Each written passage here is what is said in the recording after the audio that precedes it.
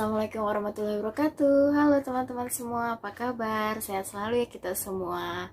Nah, siapa yang kemarin sudah menonton review novel Peter? Kali ini, buku kedua yang akan aku review adalah Hendrik. Hore! Siapa yang udah gak sabar nih untuk aku review novel Hendrik?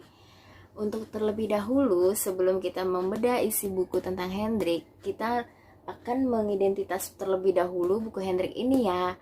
Dan karena novel Hendrik dan novel Peter yang kemarin itu sama penulisnya, jadi aku mengidentitas bukunya tidak selengkap seperti di novel Peter ya teman. Untuk mempersingkat waktu, mari kita lihat semua identitas buku tentang novel Hendrik, begitu juga isinya. Kita identitas dulu ya teman. Check it out. Nah, untuk mengidentitas buku novel Hendrik ini sendiri, karena kemarin kita sudah mengetahui tentang identitas novel Peter kurang lebihnya sama, jadi untuk mempersingkat waktu, aku tidak akan membahas hal yang sama ya teman dengan novel Peter seperti penulis, penerbit, genre, profil penulis, beli di mana gitu tidak akan aku sebutkan lagi ya teman, bisa kalian cek sendiri di video sebelum aku ini ya, video Peter itu. Sekarang langsung aja ya teman, kita ke tanggal terbitnya. Di sini kita lihat tanggal terbit dari novel Peter itu sendiri adalah cetakan ketiga Juli 2017. Sedangkan nomor ISBN dari novel Hendrik ini adalah 9786022202011. Di sini harga novel itu sendiri adalah 69.000, beda ya dengan novel yang Peter kemarin itu 65.000. Harga aslinya juga kurang lebih mahal dari novel Peter itu ya teman ya. Untuk jumlah halaman sendiri di novel Hendrik ini ada sekitar di sini 246 halaman. Kita lihat di sini ya teman. Itu lihat, bisa kita lihat ya 246 halaman.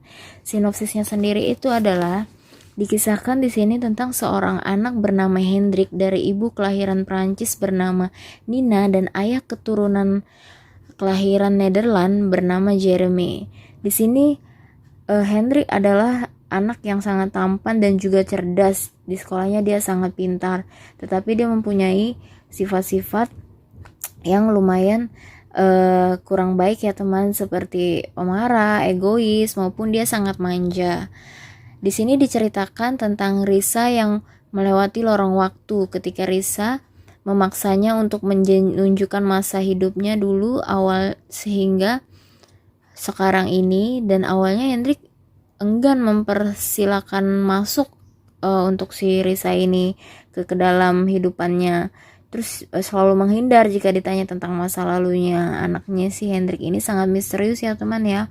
Akhirnya suatu saat Risa tak memaksa lagi. Jika dia tak mau ya sudahlah gitu kan. Memang di antara yang lain Hendrik yang paling misterius.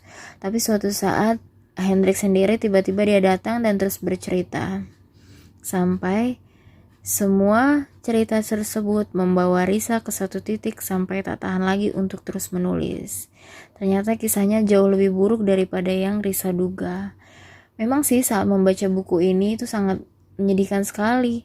Lebih sedih dari novel Peter sebelumnya. Aku di novel Hendrik ini sampai beberapa kali menangis loh, saking kita merasakan hal tersebut gitu. Sepertinya di umur dia yang sangat belia, tapi dia sudah merasakan begitu banyak bertubi-tubi hal yang harus dihadapi gitu di usianya yang begitu muda. Nah, nanti juga aku akan menjabarkan ya teman di bagian-bagian mana aja yang aku menangis. Mungkin teman-teman semua juga akan merasakan hal yang sama jika mendengarnya, bahkan membaca bukunya langsung dari awal sampai akhir. Oke? Sekian dulu identitas bukunya. Terima kasih. Mari kita lanjut ke isi bukunya. Check it out. Halo, nah kalian sudah lihat kan bagaimana aku mengidentitas buku Hendrik. Sekarang untuk mengetahui isi bukunya, aku mulai dari adegan terfavorit aku dulu ya. Kisah terfavorit dalam sini itu adalah di halaman 38. Itu menceritakan bagaimana pertama kali Hendrik itu bertemu dengan Hans. Kalian pasti tahu kan Hans itu siapa? Hans itu salah satu dari kelima sahabat Risa juga ya teman ya. Jadi Hans itu ternyata bertetanggaan dengan Hendrik loh. Ya ampun, surprise banget kan baru ngeliat novel Hendrik ini dan ternyata menguak sisi baru. Ternyata Hans itu tetangganya Hendrik. Dan kalian tahu gak sih, Oma Ros itu yang selalu mengajarkan Hans untuk membuat kue loh. Jadi Oma Hans, si Oma Ros itu selain juga tetanggaan dengan Hendrik, dia itu sangat baik sekali terhadap Hendrik. Jadi pertama kali bertemunya itu suatu saat Hendrik sedang berada dalam rasa yang benar-benar kecewa terhadap orang tuanya, terutama ibunya, karena saat itu ibunya itu bercanda kepada Hendrik seakan ibunya itu umurnya tidak akan lama dan dia punya penyakit yang sangat mematikan. Hendrik sudah sangat sedih, menangis segala macam, yang benar-benar kecewa lah gitu. Ternyata ibunya punya penyakit seperti itu.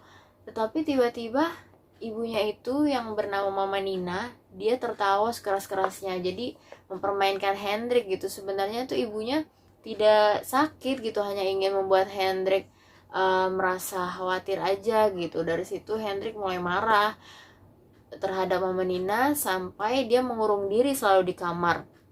Ayahnya pun Papa Jeremy berusaha untuk selalu membuat Hendrik keluar dari kamar untuk sekedar makan, ngobrol dengan orang tuanya kembali, tapi dia tidak mau. Dia itu sangat keras kepala, pemarah, dan juga manja, diceritakan di dalam novel Hendrik ini. Tapi dia itu sangat tampan loh, dan juga dia itu pintar di sekolahnya. Sekarang kenapa sih akhirnya bisa bertemu itu gimana ceritanya dengan Oma Ros dan Hans itu sendiri? Suatu saat di tengah malam dia merasa bosan dengan suasana kamarnya. Dia keluarlah mengendap-endap dari kamarnya untuk ke halaman belakang, ke taman belakang di rumahnya. Dia mencium aroma yang sangat lezat menurut dia, aroma kue yang sangat wangi, sehingga dia mengikuti kemana aroma itu berada. Ternyata ada di balik benteng taman belakang rumahnya sendiri, dan yang tak lain adalah tetangganya. Jadi dia berusaha untuk memanjat benteng tersebut dengan ketinggian 3 meter. Di sini dijelaskan bahwa Hendrik itu tidak takut dengan ketinggian gitu. Dipanjatlah itu sampai naik ke atas benteng itu. Dia mengintip ke bawah ke dalam rumah tetangganya itu. Ada apa sih sebenarnya? Ada suara-suara kayak orang ketawa, ngobrol, ada juga wangi-wangian yang membuat perut dia sangat lapar karena sejak pagi dia mau kayak mogok makan gitu, ngurung diri di kamar gitu kan. Pas dia lihat melongo ngintip gitu, si Oma Ros itu sama Hans berbicara, "Hai, turunlah kamu ke sini," gitu. Si Hendrik sendiri merasa malu lah ya kan, kayak ke gap gitu, kayaknya wah gue udah ngintip-ngintip nih gitu kan. Tapi di sini sendiri, oh ternyata Om Maros sangat welcome dan Hans sendiri sangat baik. Ternyata Hans itu satu sekolah juga dengan Hendrik, hanya beda satu tingkat. Hans di bawahnya, Hendrik seniornya dia satu angkatan, seperti itu. Siapa sih yang tidak tahu kau Hendrik? Kau itu sangat populer di kalangan wanita-wanita di kelasku, kau itu sangat dipuja-puja, seperti itu. Jadi semuanya tahu Hendrik Konings itu. Akhirnya si Oma Ros dan Hendrik serta Hans itu berkumpullah mereka. Si Hendrik ditawarkan cemilan, makanan, kue-kue seperti itu, makanlah dia. Dan seakan pertemuan pertama itu sudah mengenal sejak lama gitu, padahal itu kan pertemuan pertama ya. Nah dari situ Oma Ros berbicara, saya tahu sebenarnya di rumah kamu pasti lagi ada sesuatu ya. Biasanya dari tembok sini kedengaran suara-suara bercengkrama tetangga, suara-suara bercengkrama, ketawa-ketawa kalian, tapi kok kali ini sepi gitu. Perbaikilah sebelum kamu menyesal gitu, seperti kata Oma Ros. Akhirnya setelah pulang dari sana, keesokan harinya Hendrik pun biasa lagi gitu keluar dari kamar, menyapa papa mamahnya dan meminta maaf akan keegoisannya seperti itu. Dan mamahnya pun berjanji tidak akan bercanda keterlaluan lagi seperti itu gitu. Itu kisah awalnya yang terfavorit, yang paling aku favorit. Kenapa? Karena setelah kisah ini si Hendrik itu benar-benar menyedihkan. Apa yang sudah dia lalui, kisahnya sampai akhir hayatnya itu dimulai dari aku menceritakan tentang Helena ini ya. Oke, nah Helena ini pada suatu hari si Hendrik sedang berjalan-jalan untuk pergilah gitu, entah ke sekolah atau kemana, pokoknya dia pergi. Si Helena itu naikin sepeda, dia tuh menabrak punggungnya Hendrik sampai kesakitan sekali seperti itu. Hendrik marah-marah karena kan dia sifatnya pemarah gitu. Padahal wanita ini, si Helena itu sudah meminta maaf dan sudah membantunya berdiri, tapi malah dimarah-marahin. Kemudian menangislah sampai mereka berdua diamankan oleh polisi karena banyak orang-orang yang mengerumuni mereka, yang berkumpul dan mengganggu mereka lah, dan akhirnya supaya mereka tidak ribut kembali gitu, jadi diamankan di kantor polisi, dicatat alamat mereka dan ditelepon masing-masing ke tempat mereka tinggal gitu, si Hans dan Hendrik, si Helena dan Hendrik ini gitu kan. Nah, mamahnya Hendrik ini datanglah tuh ke rumahnya ke kantor polisi itu untuk menjemput Hendrik. Itu ada apa ini, kenapa sampai diamankan seperti ini gitu kan. Diceritakanlah orang polisi itu seperti itu, dan mamanya Hendrik ini merasa bahwa si Helena itu mirip gitu dengan anak pertamanya. Jadi sebelum ada Hendrik, mama Nina ini memiliki seorang anak wanita yang lahir tetapi hanya bertahan 2 hari. Dia lahir dalam kandungan hanya berumur 8 bulan, kemudian lahir ke dunia, bertahan hanya 2 hari karena organ di dalam tubuh bayi itu tersebut tidak tumbuh. Kasihan ya ampun. Akhirnya sempat depresi tuh ibunya tuh, sampai akhirnya melahirkan kembali Hendrik, dan itu membawa berkah dan kebahagiaan sendiri untuk keluarga Konings tersebut. Tetapi setelah melihat Helena ini, ibunya ini, si Mama Nina, seakan terfikir, oh ini seperti Angeline gitu, si Helena ini gitu. Akhirnya diajak ke rumahnya, dan mulai dari situ si Helena sering setiap hari sama beberapa minggu itu sering setiap hari ke rumahnya untuk mengajari Helena, ngajarin Mama Nina itu menjahit, mengajari banyak hal lah supaya bikin Mama Nina senang. Helena ini kebetulan dia anak yatim piatu, tinggal di sebuah asrama gereja seperti itu, tinggal bersama suster-suster. Nah, si Helena ini diajarkan cara menjahit dan prakarya lainnya, sehingga si Mama Nina itu banyak belajar dari Helena. Dia merasa seperti punya anak perempuannya lagi gitu, seperti itu. Nah, karena sifatnya Hendrik yang sangat pemarah, pencemburu, manja, pokoknya benar-benar menyebalkan lah gitu, mungkin sifat anak-anak yang egois gitu, dia marah. Dan pas ibunya si Mama Nina itu ngasih baju hasil diajarin sama Helena untuk jahit sendiri gitu, Hendrik marah dan melempar lah istilahnya ke ibunya itu, saya tidak butuh baju itu, ingat mama, Helena itu bukan Angeline, seperti itu. Jadi dia kabur ke rumahnya, benar-benar jangan anggap nah setelah itu mamanya menampar dia, terus terus dia ngomong, jangan harap aku jadi anak kalian lagi, pokoknya jangan cari-cari aku lagi. Dia kabur, ternyata ibunya akhirnya sadar dan mencarilah sama papanya itu ke kediamannya Hans. Dikirain kan main ke rumahnya Hans gitu untuk berlarinya ke sana gitu, ternyata bukan, dicari kemana-mana nggak ketemu. Akhirnya saat Helena datang, Helena kan tidak tahu kalau misalkan kejadian itu karena dia gitu. Dia berusaha deh tuh untuk membantu mencari juga, dia minta tolong Hans untuk menemani mencari, dan bertanyalah Helena ke Hans, kira-kira kamu tahu nggak ya tempatnya biasanya Hendrik bermain gitu kan. Aku tidak tahu kan, kayak gitu. Oh tapi ada satu tempat yang biasa dia menyembunyikan diri saat diganggu oleh wanita-wanita yang ngefans sama dia gitu, istilahnya seperti itu. Di mana emang? Di perpustakaan sekolah, ayo mari kita ke sana. Sudah sampai di sana, dicari-carilah itu. Kemudian yang menemukan pertama kali itu Helena, dipanggil nama Hendrik tidak menjawab. Akhirnya dia kayak menemukan tempat gitu di dalam perpustakaan itu. Kemudian Helena nyamperin. Setelah nyamperin, si Hendrik teriak, dasar kau pembawa istilahnya bencana lah gitu, istilahnya kau telah merebut orang tuaku, pokoknya seperti itulah kurang lebih. Dan Helena pun menangis. Akhirnya dia tahu kenapa bisa Hendrik sampai kabur gitu. Larilah tuh si Helena ke rumahnya si keluarga Konings ini, memberitahukan ke ibunya dan ke ayahnya kalau misalkan si Hendrik ini berada di dalam perpustakaan sekolahnya dan berbicara, tidak apa-apa, jangan pedulikan aku pernah merasakan bagaimana kehilangan orang tua, jadi kalian tetap pedulilah ke Henry karena dia cemburulah akan adanya aku, seperti itu. Nah, sudahlah seperti itu. Akhirnya Hendrik pulang. Helena tidak pernah kembali lagi ke rumah keluarga Konings itu. Kurang lebih seperti itu. Jadinya si Hendrik itu merasa dia menang lah gitu kan, karena ayah ibunya tidak pernah menemui Angeline lagi. Dan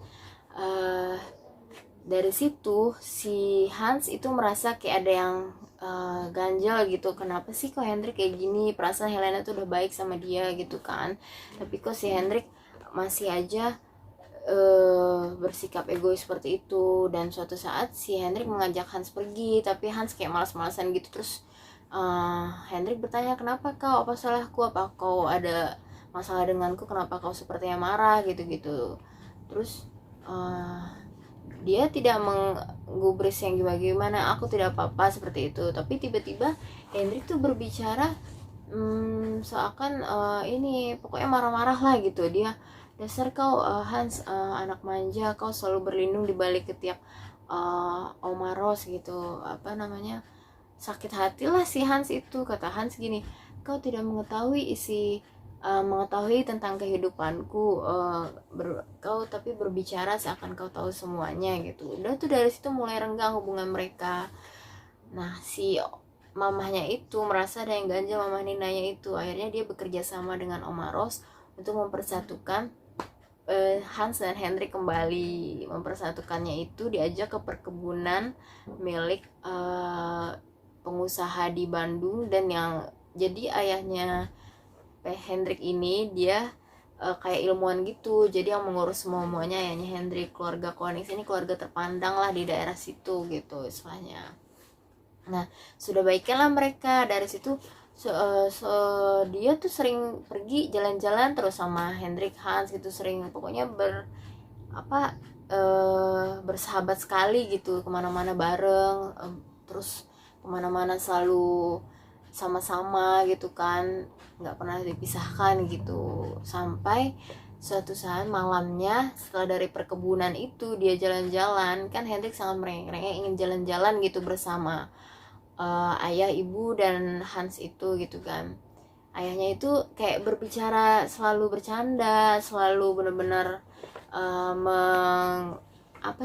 bilang ke Hendrik tuh, Hendrik kau harus selalu jadi lelaki yang kuat, jangan cengeng gitu, kau harus selalu melindungi ibumu, seperti itu. Terus memeluknya, menangis gitu. Ada apa papa, kau cengeng sekali, jangan sampai Hans nanti bercerita bahwa kepala keluarga Konings ini istilahnya orang yang sangat cengeng, dan aku dipeluk nanti wanita-wanita fans aku tuh pada kabur atau gimana, bergosip yang enggak gitu. Papanya hanya tertawa, jadi kayak ada feeling gitu. Esokan harinya tiba-tiba bapaknya itu udah nggak ada gitu. Mamahnya tuh teriak-teriak histeris, dan seluruh pembantu di rumah keluarga Konings itu berkumpul untuk mengetahui ada apa sih kok ramai-ramai. Kebetulan Hans juga kan lagi nginep di rumahnya Hendrik ya. Dia sadar gitu akan ada hal yang tidak beres, jadi dia keluar kamar, kemudian menemui sedang mengumpul semua orang di dalam kamar ayah ibunya Hendrik. Kemudian dia membangunkan, Hendrik bangun, ada yang tidak beres sepertinya di kamar ayah ibumu, coba kau lihat. Kemudian Hendrik berlarilah ke rumah itu, dan ternyata ibunya sedang menangis. Akhirnya ibunya memeluk si Hendrik, menelpon dokter, dan kata dokter, maaf ini sudah tiada.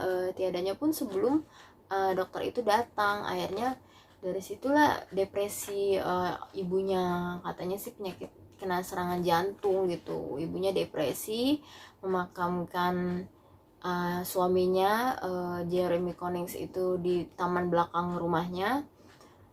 Setiap hari dia selalu menangis di atas makam pusara Jeremy Connings ini gitu. Dan Hendrik tuh bingung, tiap hari tuh udah nggak mau makan, udah kurus sih, udah benar-benar kayak orang gila lah gitu, orang depresi nggak waras.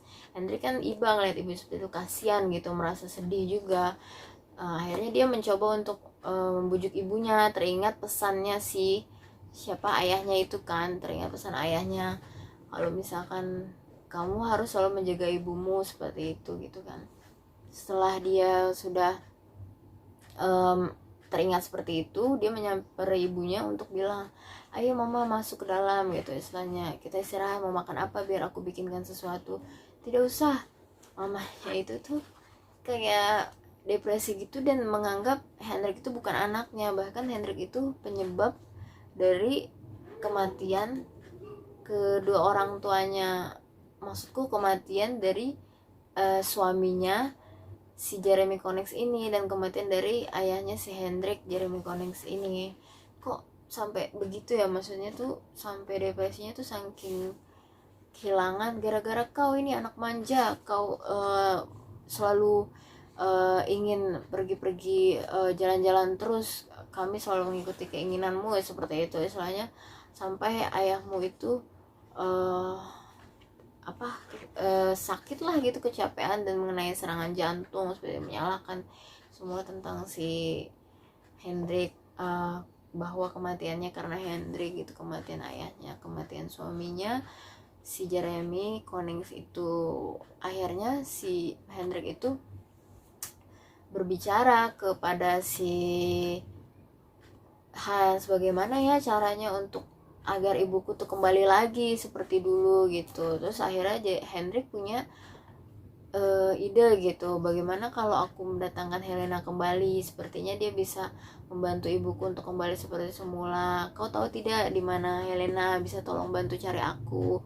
Terus katanya Hans, apa kau tidak baik-baik saja gitu, padahal kan kau baik-baik saja, padahal kan Helena itu yang kau tidak ingin bertemu dia lagi gitu. Tidak apa-apa, sekarang aku tidak memikirkan diriku, aku ingin ibuku kembali seperti semula. Semua salahku, kalau saja aku tidak meminta untuk istilahnya berekreasi gitu, jalan-jalan bareng terus-terusan sampai meminta extend waktu untuk lanjut gitu jalan-jalannya. Tadi kan cuma misalkan beberapa hari, terus dia minta, ayo aku masih mau di sini, ayo kita tetap di sini dulu, jalan-jalan, jangan pulang dulu gitu. Akhirnya malah jadinya begitu, dan si Hendrik pun menyalahkan diri sendiri akhirnya seperti itu.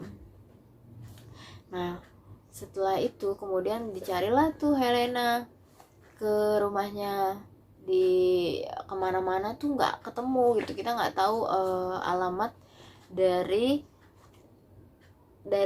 si panti asuhan ini, gerejanya itu di mana gitu. Sampai akhirnya si Hendrik tuh inget kalau misalkan dia itu tahu alamatnya, waktu kita ke kantor polisi pasti menyimpannya, karena kan waktu itu kan ditulis tuh ya alamatnya untuk dihubungi gitu, kemana gitu ya. Dari situ disamperin lah tuh si Helena, disamperin berdua, Hendrik dan Hans.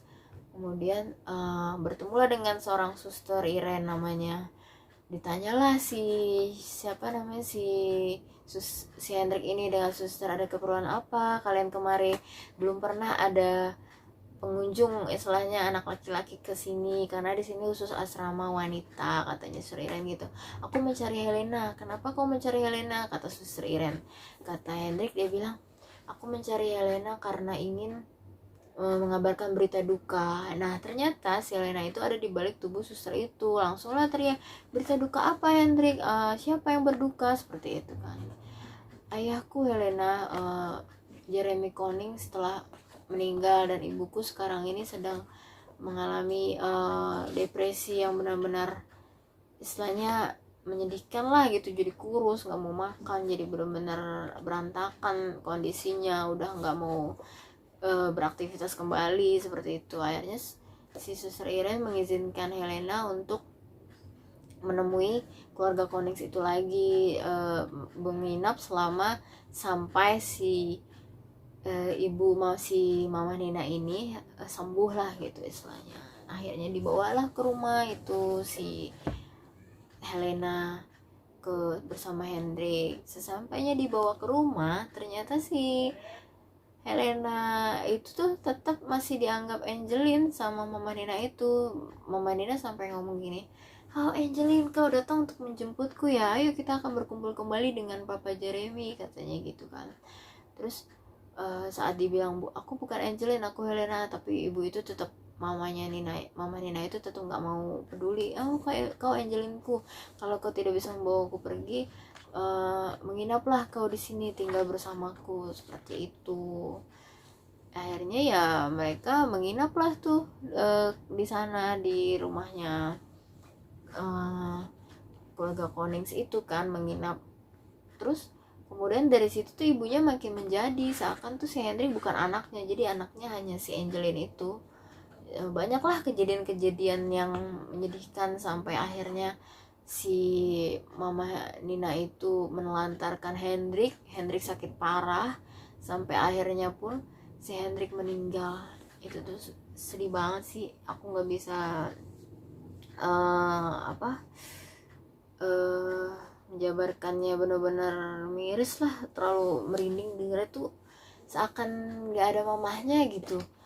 Nah dari sini tuh nanti akan panjang lagi ceritanya. Dari sini nanti aku akan kasih tahu ke kalian semua apa aja yang benar-benar membuat hatiku sedih, kata-katanya bagaimana, nanti per halamannya akan aku kasih tahu. Nah sekarang aku akan mengasih tahu ke kalian semua tokoh favorit siapa apa sih yang aku favoritkan di cerita Hendrik ini.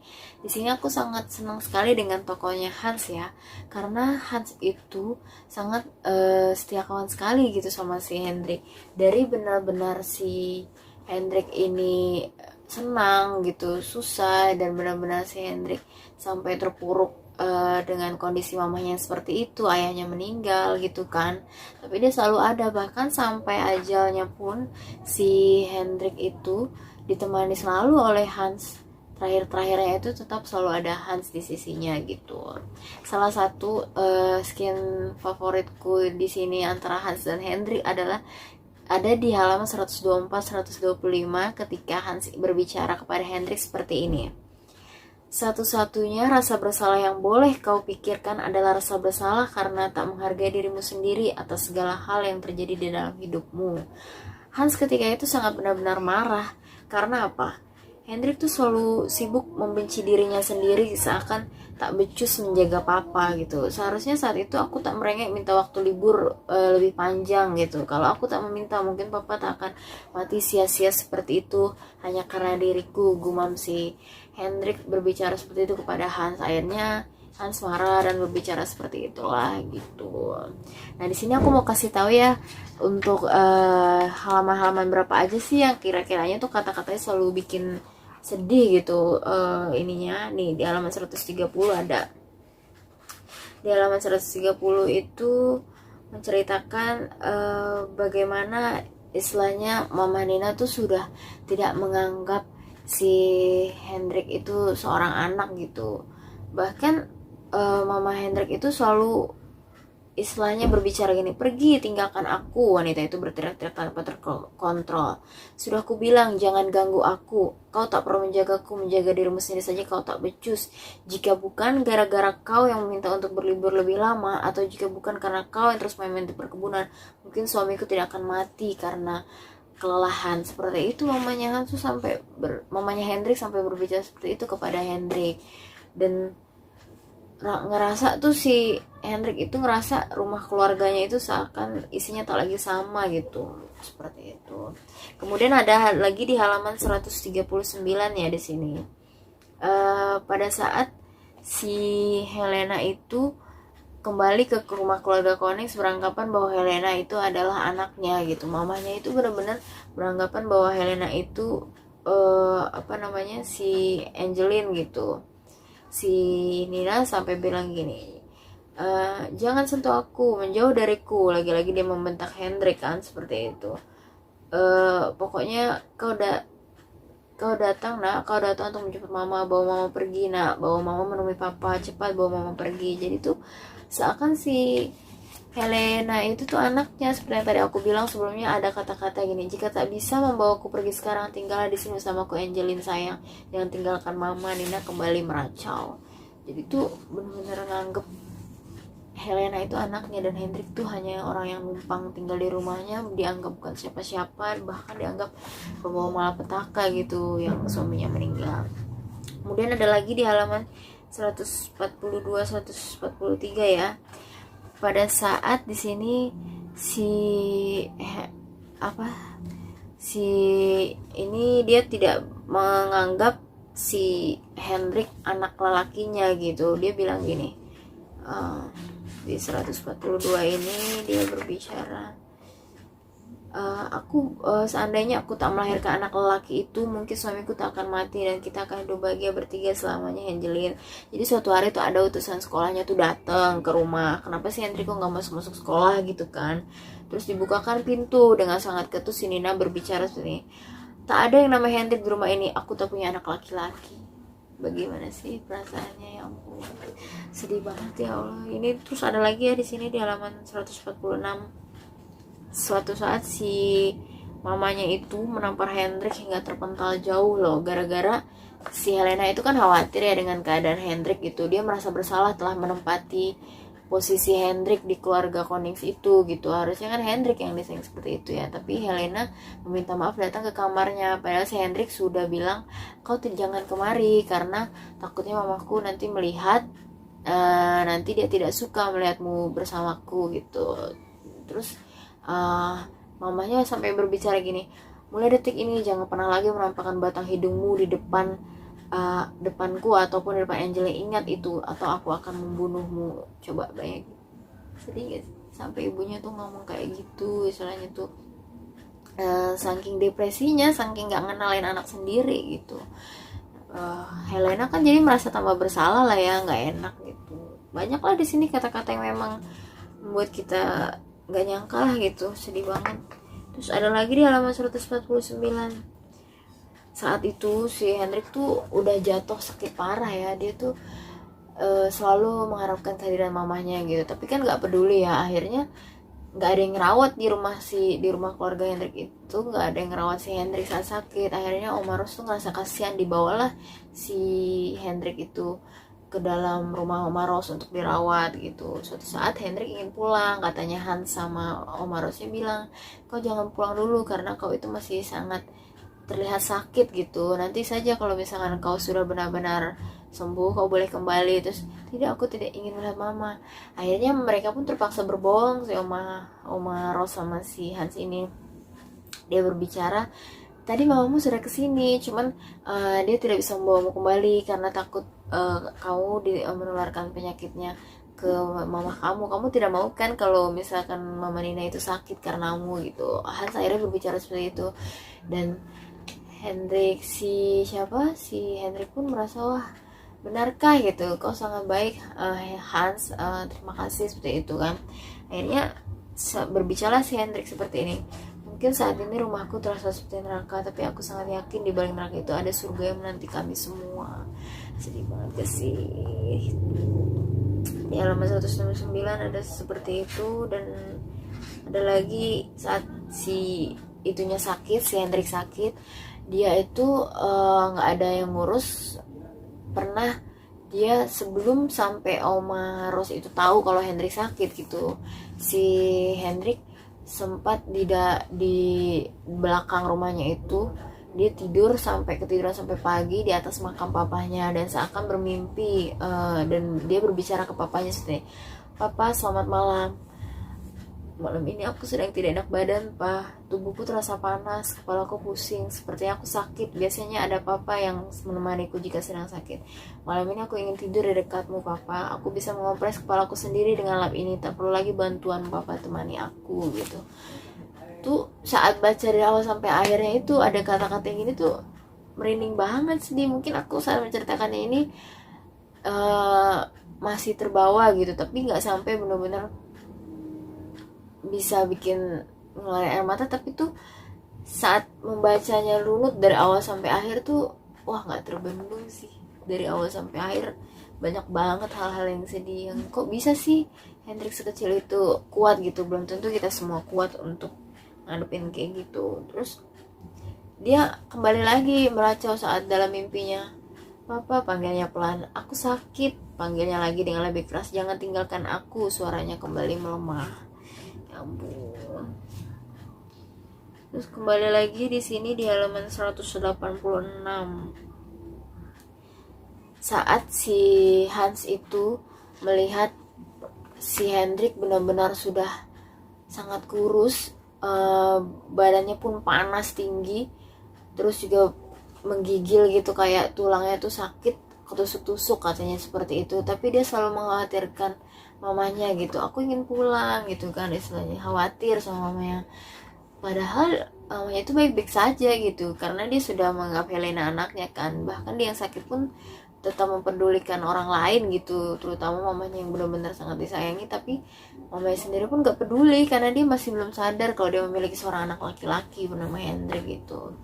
Dia berbicara seperti ini Hans sambil dia memeluk Oma Ros. Hans tuh merasa terharu juga.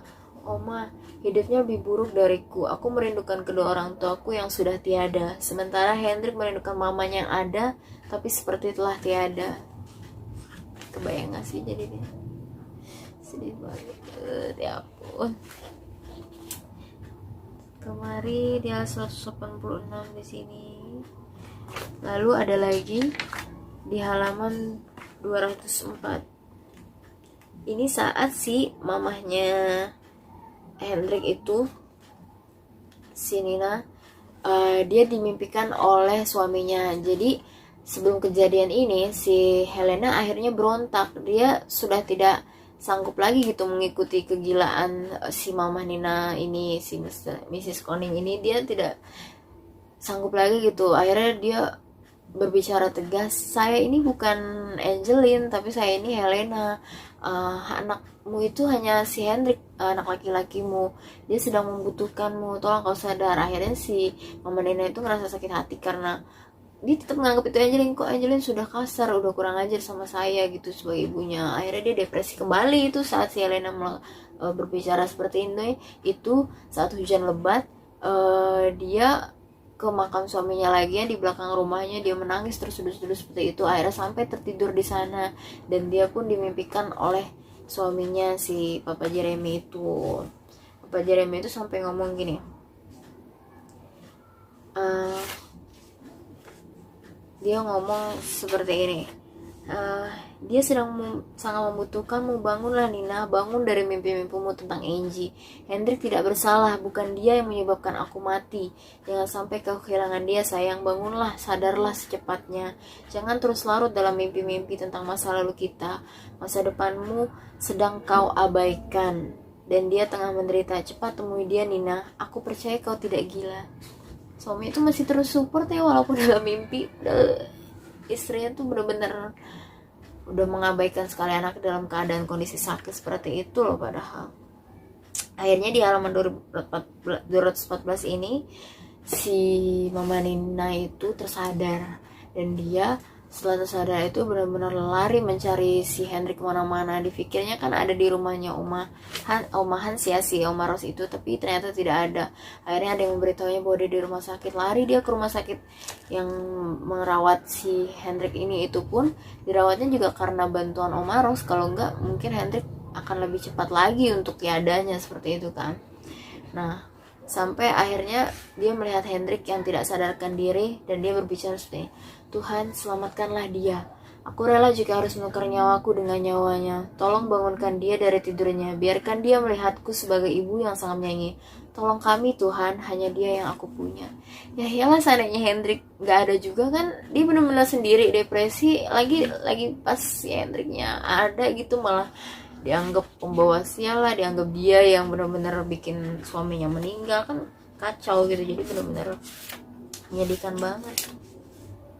Terus ada lagi nih di halaman 222. Jadi suatu saat itu si Hendrik itu tersadar, bangun gitu istilahnya. Akhirnya seneng dong mamanya tuh kan, si Hendrik bangun tapi ngerasa kesakitan gitu, cuman senyum aja gitu ngeliat mamanya pun gitu. Hendrik panggil lah dokter gitu kan, disuntik lah tuh si Hendrik, akhirnya tertidur kembali. Dan karena Mama Nina terjaga sangat lama ya, jadi dia tuh tidurlah di samping ranjangnya si Hendrik. Dan tiba-tiba si Hendrik itu membangunkan Nina. Dia berbicara sedih, mama bangunlah, katanya. Hendrik membangunkan sang mama. Si mamanya nanya, kok bisa duduk sayang, kan gitu kan. Ya mama, aku sudah merasa lebih baik sekarang. Lihat mama, kulitku sudah kembali normal, tidak ada lagi bercak merah, teriaknya senang. Tanpa ragu, Hendrik Konix melompat dari turun ranjang dan pokoknya lari-larian lah gitu. Akhirnya si Mama Nina pun senang, wah anakku udah sembuh nih, udah sehat lagi gitu kan. Terus kata mamanya gini, sudahlah jangan berlari sayang, nanti kau bisa kembali sakit, jangan terlalu banyak bergerak, katanya gini kan. Terus dia minta maaf tuh ke Hendrik, maafkan mama atas sikap selama ini gitu kan. Terus kata Hendrik, jangan bahas soal itu lagi mama, tak ada yang perlu dimaafkan, aku sama sekali tak marah, aku mencintaimu, hanya itu yang harus selalu mama ingat, katanya gitu kan. Terus Nina menangis sambil terharu. Si Hendrik diberitahu dengan mamanya seperti ini, jangan pergi Hendrik, hanya kau satu-satunya yang kumiliki, kata Hendrik. Tidak mama, aku akan selalu ada di sisimu, hidup ataupun mati, kan gitu kan. Nah setelah seperti itu si Hendrik tuh minta temani aku tidur mama, kan gitu kan. Ya udah akhirnya tidurlah tuh mereka bareng. Tiba-tiba mamanya kok ngeliat suasana ruangan itu suasana kamar di rumahnya, kamar Hendrik gitu istilahnya, bukan di bangsal rumah sakit lagi gitu. Terus si mamanya nanya, kok di sini, kata Hendrik. Sudah lama jangan dipertanyakan, aku sedang rindu dengan kamarku, aku sedang rindu masa-masa dimana mama menemani aku tidur, seperti itu. Sudahlah seperti itu, akhirnya mereka tidur bersama. Dan ternyata itu tuh hanyalah mimpi gitu istilahnya. Buktinya si Oma Rossi itu tiba-tiba membangunkan Mama Nina gitu, Nina bangun gitu istilahnya kan gitu. Kenapa kan gitu, kok aku dibangunkan seperti ini gitu istilahnya. Ternyata pas dia bangun, Hendrik tuh udah nggak ada loh, udah nggak ada, bener-bener dia tuh megang tubuhnya Hendrik tuh udah dingin, terbujur kaku seperti itu kan. Histeris lah itu mamahnya gitu kan. Dia kayak dia terus membangunkannya lah, Hendrik sayang bangun gitu kan. Dokter pun sudah berusaha gitu, dan dokter itu sudah bilang penyakit ini tuh seperti dia Hendrik itu seperti terkena virus, karena di punggungnya itu dan seluruh tubuhnya banyak bercak merah gitu. Tapi bukan kolera, bukan malaria ataupun bukan penyakit kulit lainnya gitu, tapi virus yang belum pernah ditemukan. Katanya pernah ada di Eropa, cuman masih belum ditemukan saat itu ya untuk vaksinnya. Sampai sekarang nama penyakitnya apa juga tidak dijabarkan secara rinci di sini. Dan adalah sampai akhirnya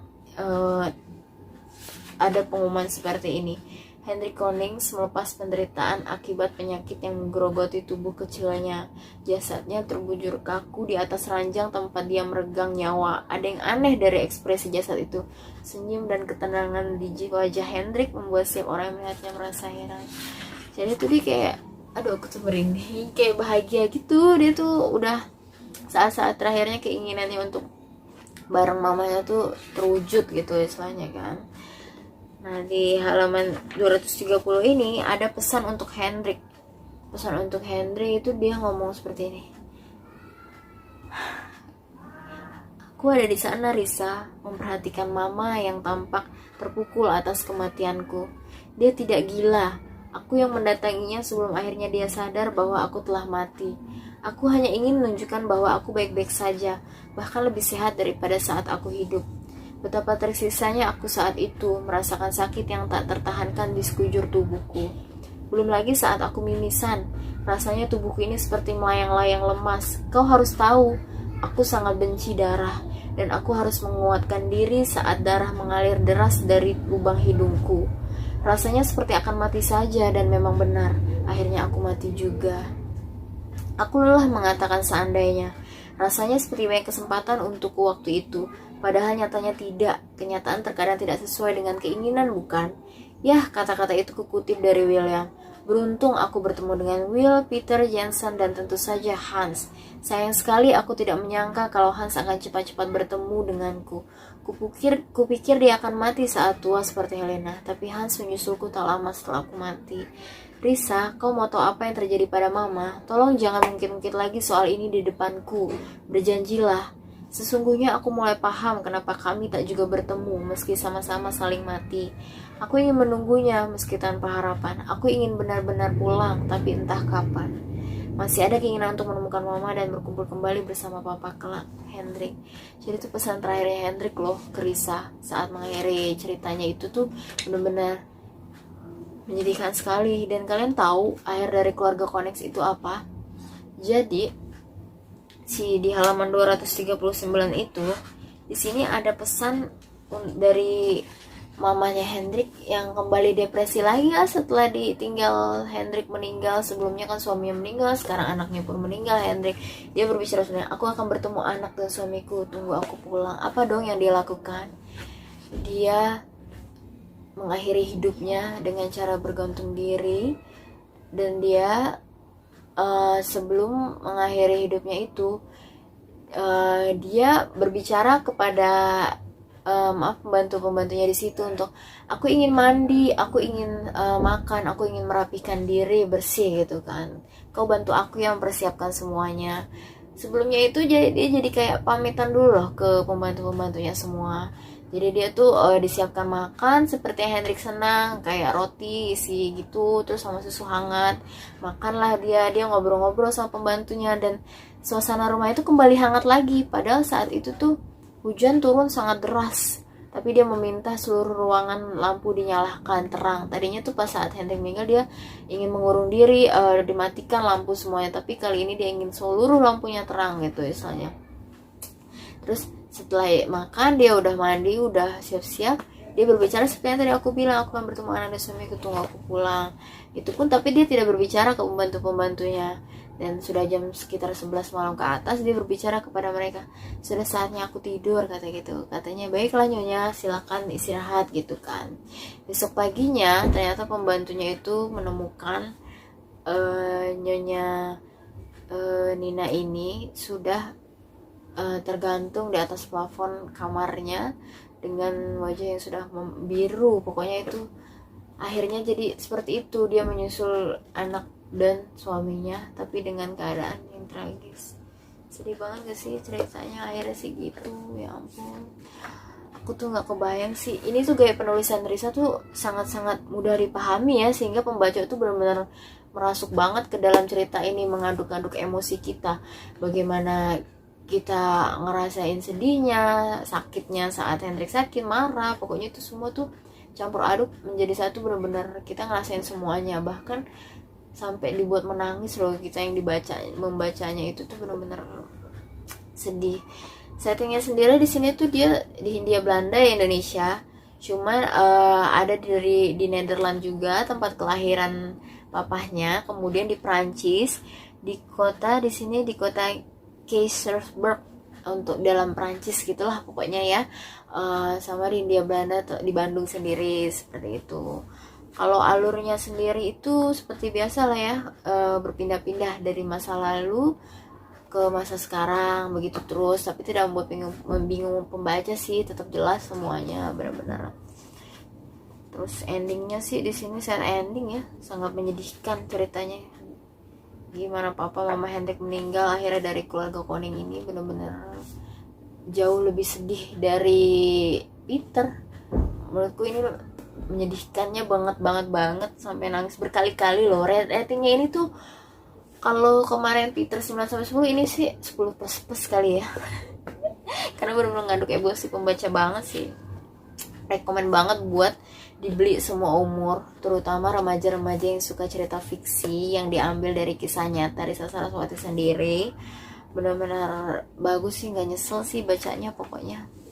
Buat banget pesan moralnya sih ya, kita jangan mudah menyerah sama takdir gitu, istilahnya jangan mau dikalahkan takdir, karena jangan menyalahkan juga gitu kan. Kalau emang takdir mau gimana lagi ya, kalau emang sudah nggak ada gitu kan, kita harus bangkit dari takdir itu. Jangan sampai kita malah menyia-nyiakan orang yang benar-benar peduli ke kita, yang sayang ke kita, sampai nanti orang itu pun pergi, kita menyesal di akhir gitu. Jadi jangan sampailah kita nyesel gitu dengan orang-orang yang kita sayangi akhirnya ikut pergi meninggalkan kita menyia-nyiakan saat mereka benar-benar peduli ke kita gitu, seperti yang dilakukan Hendrik ke mamahnya. Kan itu care banget ya, dia sampai lebih mempedulikan mamanya ketimbang sakitnya sendiri.